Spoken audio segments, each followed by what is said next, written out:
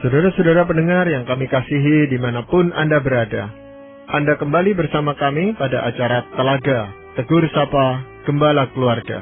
Saya Gunawan Santoso dari Lembaga Bina Keluarga Kristen, dan kali ini saya bersama Ibu Wulan, Sarjana Teologia. Kami akan berbincang-bincang dengan Bapak Pendeta Dr. Paul Gunadi.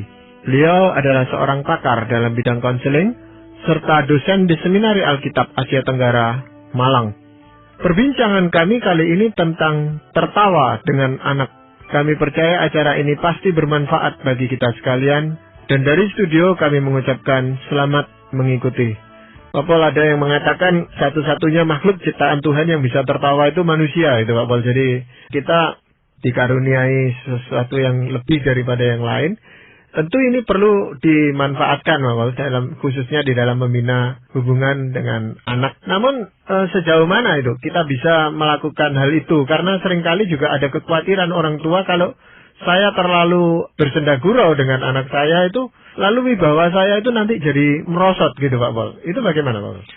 Sudah tentu akan ada waktunya untuk tertawa, ada waktunya untuk tidak tertawa. Ya, ada waktunya kita itu juga serius dengan anak, pada waktu kita mendisiplin dia dan sebagainya.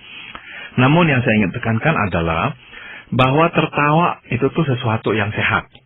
Ya, Alkitab pun juga menegaskan hal itu ya, bahwa ya jiwa yang sehat itu tuh jiwa yang tertawa, dan itu tuh akan khasiat ya pada tubuh kita, pada kesehatan kita. Tertawa juga adalah sesuatu yang menyenangkan ya, sesuatu yang menyenangkan sehingga waktu kita tertawa, kitanya disenangkan juga oleh tertawa kita, dan anak-anak yang melihat kita tertawa juga akan senang. Dengan kata lain, tertawa adalah bagian membangun kehidupan yang positif dengan anak. Jangan sampai anak itu tuh tidak pernah melihat kita tertawa. Mereka hanya melihatnya kita marah-marah. Ya, penting sekali anak-anak melihat kita juga tertawa, terbahak-bahak dengan mereka. Dan kita juga bersama-sama dengan mereka ya, menertawakan sesuatu atau apa. Nah, itu adalah intermezzo yang melegakan, meringankan, dan juga membangun relasi ya. Relasi yang dibangun di atas suasana hati yang ceria, yang senang, menjadi relasi yang enak ya untuk dilalui. Nah, relasi seperti inilah yang kita ingin bangun dengan anak-anak kita.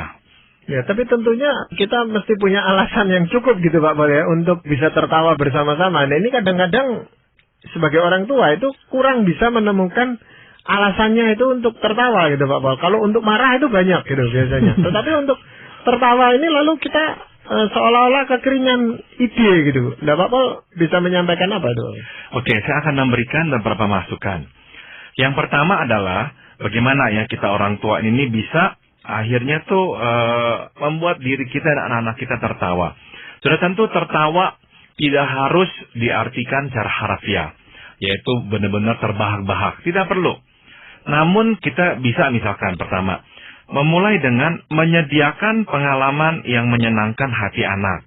Misalkan, kita mengajak anak-anak pergi ke tempat wisata, ke kebun binatang, dan bukan saja kita mengirim mereka ke sana, memaketkan mereka ke sana, dan kemudian kita diam-diam.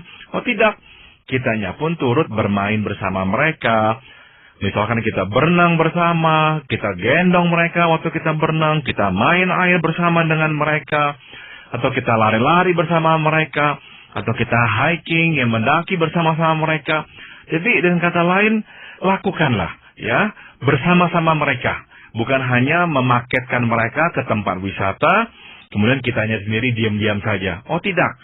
Ya, jadi yang pertama, marilah kita mulai dengan menyediakan pengalaman yang menyenangkan hati anak terlebih dahulu. Pak Paul, tapi banyak anak ya yang saya perhatikan kurang menikmati ya kalau misalnya diajak pergi oleh orang tuanya gitu ke suatu tempat gitu. Karena waktu-waktu yang lalunya beberapa pengalaman yang anak alami itu nggak terlalu menyenangkan gitu selama perjalanan. Misalnya anak dimarah-marahin mulu, sedikit salah, atau kedua orang tuanya jadi antara suami istri cekcok gitu di perjalanan. Atau tipe orang tuanya memang tegang gitu loh Pak. Jadi akhirnya benar-benar nggak menyenangkan gitu perjalanan tersebut. Sungguh disayangkan kalau itu yang harus terjadi, Bu Wulan, dan memang itu sering terjadi. Kayak aku itu tuh. Jadi dalam perjalanan nanti orang tua itu tuh marah, anak itu tuh misalkan nyanyi terlalu keras, kemudian pukul kaca atau apa, jadi akhirnya suasana rusak. Jadi dengan kata lain, ya ini terpulang pada orang tua ya. Apakah merekanya sendiri itu tuh bisa ya menyenangkan hati mereka, lebih kendor ya, jangan terlalu ketat, jangan terlalu keras. Apakah mereka bisa hidup seperti itu? Karena kalau tidak bisa, ya sudah tentu ya suasana tidak enak dan anak-anak tidak akan bisa menikmati. Iya. Dan waktu sampai di tempat tujuan ya mungkin mereka akan lebih senang orang tua tidak ikut main bersama mereka.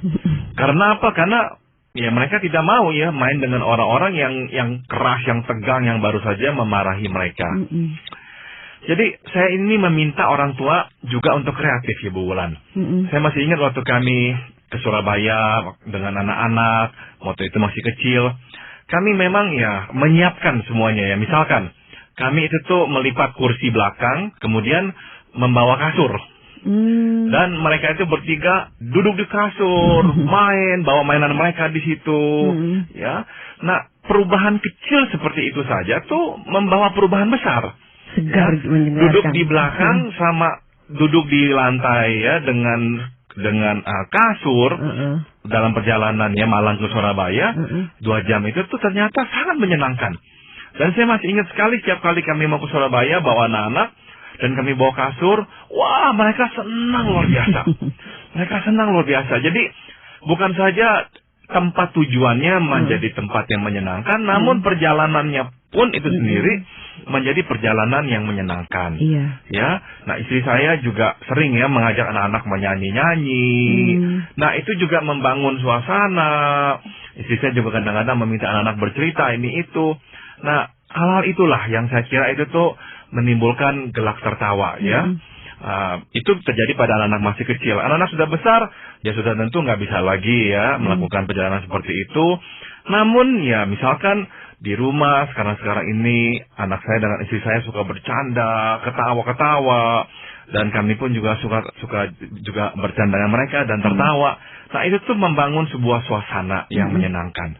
Nah itulah salah satu hal penting yang mesti kita lakukan yang dapat membuat anak-anak kita dan kita tertawa bersama. Mungkin di dalam melakukan perjalanan itu kadang-kadang memang nggak perlu terlalu jauh gitu. Jadi waktu kami, itu saya dan istri saya masih belum ada mobil. Waktu itu hanya sepeda motor, ya kami pergi dengan sepeda motor gitu Pak Paul.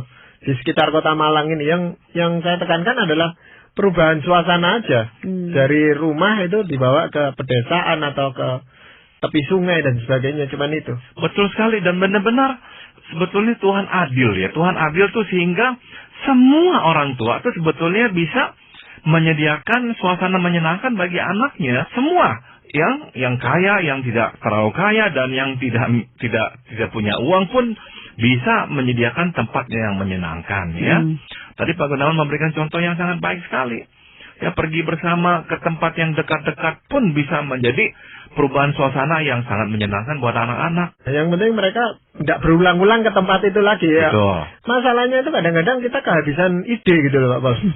Betul. Mau kemana lagi atau apalagi yang harus disiapkan, kan harus ada kegiatan. Nah akhirnya kami kadang-kadang melibatkan mereka untuk perencanaannya. Kita ada waktu untuk ini, pergi bersama-sama, apa yang kira-kira kita akan lakukan. Itu setelah mereka agak besaran dikit gitu.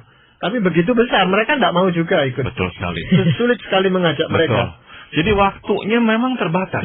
Ya, mungkin sampai anak-anak berusia 15-16 tahun. Setelah itu tidak mau lagi.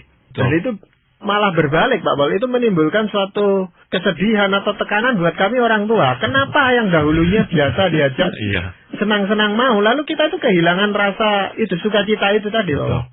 Betul. Dan itu sesuatu yang harus kita terima, betul sekali. Iya. Tapi selain bepergian bersama-sama, Pak Paul, kan ada hal lain yang bisa membuat kita tertawa bersama keluarga. Ya. Yang lain adalah menghadiahkan sesuatu ya kepada anak kita.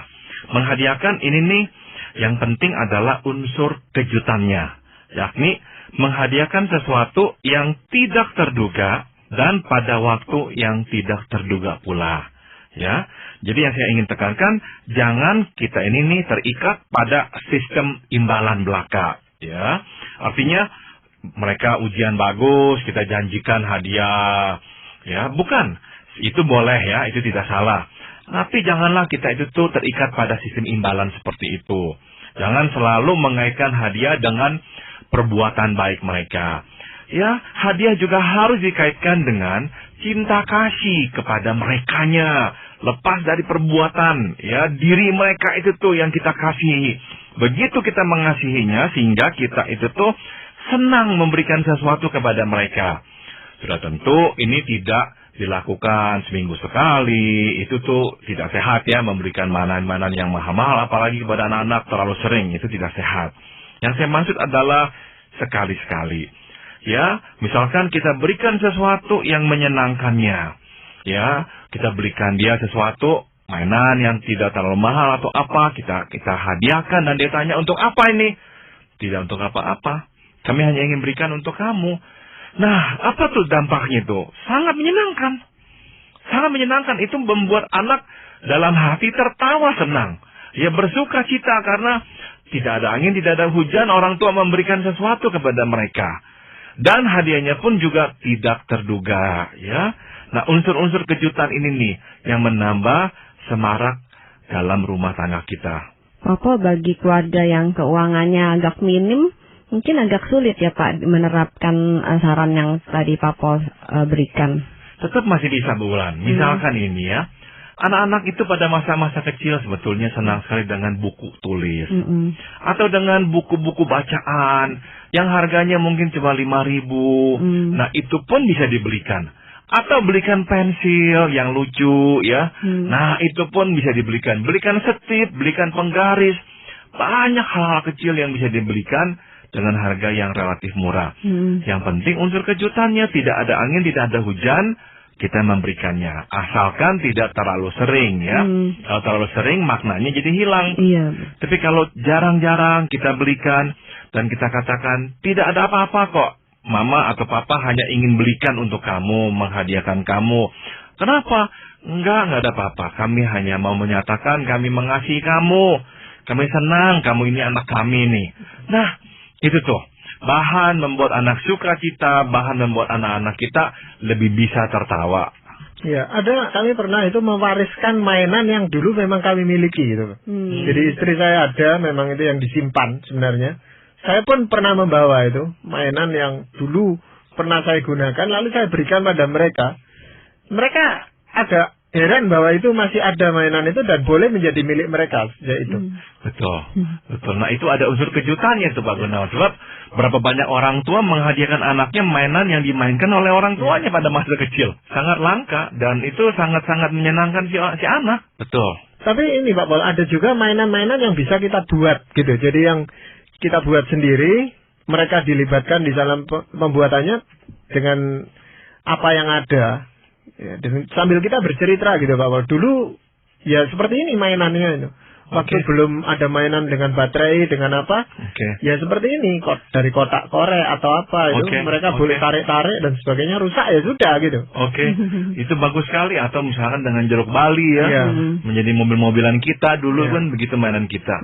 Betul. Atau betul sekali. Ya main bersama itu seperti apa, ya petak umpet atau apa gitu. Betul. Ya banyak hal. Itu suasananya memang. Betul, suasananya. Betul sekali. Dan itu juga kalau sudah mereka makin agak lebih dewasa juga akan sulit sekali itu. Betul. Hanya ada masa tertentu saja untuk hal seperti itu. Iya. Nah, mungkin yang lain ada Pak Paul? Yang lain adalah ini. Rayakanlah hari bersejarahnya. Misalkan ya, hari ulang tahun. Rayakan tidak usah di Hotel Bintang 5, tidak usah saudara. Ya, ini nih artinya nih yang hanya mengingat, misalkan memberikan kue atau mengucapkan selamat, memberikan kado, atau hari bersejarah yang lain misalnya hari kenaikan kelas. Kita berkata, yuk kita pergi yuk, kita makan bersama di luar hari ulang tahun kamu. Boleh undang teman-teman kamu datang secara mendadak, kita katakan. Coba telepon teman-teman, boleh datang juga ya. Atau hari kemenangannya dalam pertandingan. Ya, ada pertandingan apa dan dia menang. Nah, kita rayakan yuk sama-sama yuk. Nah, apa tuh bedanya tuh antara pergi dengan anak-anak pada hari-hari yang biasa dan pada hari-hari yang bersejarah ini nih? Beda sekali. Beda sekali. Pergi pada hari bersejarah itu benar-benar menambah semarak ya, menambah sukacita. Kita pergi misalkan hari ulang tahun kita hari ini. Oh, kita perginya minggu depan deh ya. Beda perginya minggu depan hari ulang tahun kita sekarang kok. Tapi kalau hari ini juga kita pergi rasanya senang sekali. Nah, jadi pada hari bersejarah itu tuh kalau kita rayakan itu akan sangat menyenangkan hati anak-anak. Yang membuat mereka senang juga adalah bahwa kita turut merayakannya bersama mereka. Ya bukan saja, oh ini hari ulang tahun kamu ya, selamat ya. Enggak, itu enggak ada sukacita, enggak ada unsur merayakannya bersama anak. Nah yang penting dilihat anak adalah kita itu turut merayakannya, turut senang bersama mereka. Maka kita mengeluarkan ide-ide seperti itu. Ya, dan juga tidak ada salahnya unsur kejutan di sini juga terjadi ya. Kita jemput anak kita setelah pertandingan atau apa, kita tanyakan, wah menang Pak, gini. Terus kita bilang, yuk kita rayakan yuk kemenangan kamu. Yuk kita berhenti, kita beli es krim misalnya. Nah hal kecil seperti itu tuh sangat-sangat menyemarakan hati anak-anak kita. Pak Pol, bisa nggak kalau misalnya di hari-hari khusus mereka ini, hari bahagia mereka, kita ajak mereka juga membagi kebahagiaan mereka dengan orang-orang yang misalnya nggak bisa merayakan itu gitu, misalnya ke tempat panti asuhan atau ke tempat anak-anak cacat gitu, supaya anak juga nggak merasakan cuma itu sendiri gitu, belajar membagikan pada orang lain juga gitu Pak Pol. Itu ide yang baik Bu Ulan. Jadi silakan ya ide seperti itu digunakan juga. Misalkan direncanakan jauh-jauh hari ada orang yang sakit atau ada anak-anak di panti asuhan yang bisa kita kunjungi pada Natal atau apa. Yuk kita ke sana yuk. Atau misalkan anak-anak kita mendapatkan hadiah ulang tahun atau apa. Dan akhirnya mainannya banyak. Kita katakan mau nggak kasih satu kepada misalkan anak siapa yang kekurangan. Itu ide-ide yang baik ya. Mereka pun akan bisa bersuka cita ya. Karena dapat memberikan sesuatu kepada orang yang lagi membutuhkan. Ya Bapak, kadang-kadang ya kita itu sudah mempersiapkan segala sesuatunya dengan baik agar suasana itu ya menyenangkan dan sebagainya. Tapi tidak jarang gitu pada saat-saat seperti itu tuh ada saja gangguan itu sehingga yang namanya merusak suasana gitu. Misalnya tadi bepergian gitu, sudah senang-senang dari rumah.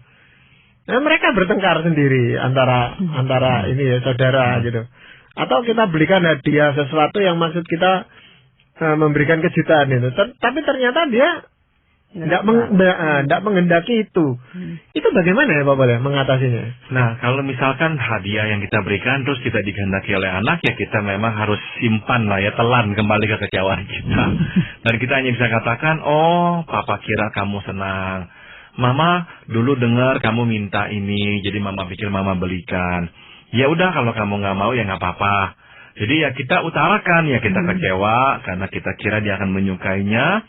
Ya tapi udah kita telan kembali. Tidak apa-apa. Jadi anak pun belajar untuk menerima kekecewaan nanti ya. Melihat bagaimana cara orang tua itu tuh menerima kekecewaan.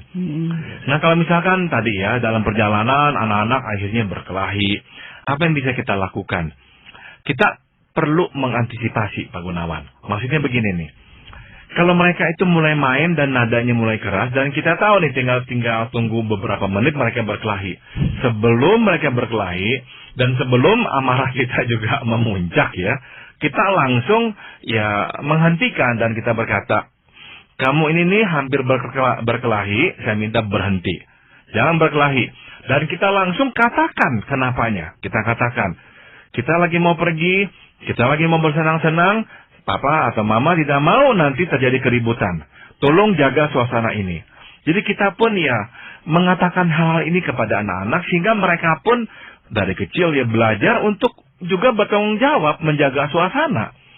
Sehingga mereka tahu kalau mereka sedang dalam suasana yang senang, mereka berusaha keras. Jangan sampai mereka itu merusakkan suasana yang menyenangkan ini. Jadi antisipasilah kira-kira kuncinya di sini. Iya. Ada orang tua itu yang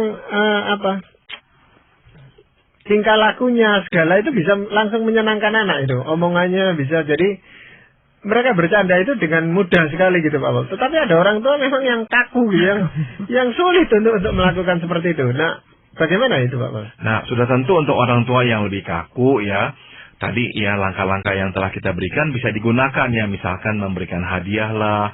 Tapi untuk orang tua yang memang lebih jenaka, lebih kreatif, ya memang akan lebih banyak hal yang bisa dilakukan ya untuk menambah semarak anak-anaknya. Misalkan ya bercanda dengan anak yang tadi Pak Gunawan sudah singgung. Misalkan ya menirukan gerak orang ya, itu bisa membuat anak-anak tertawa.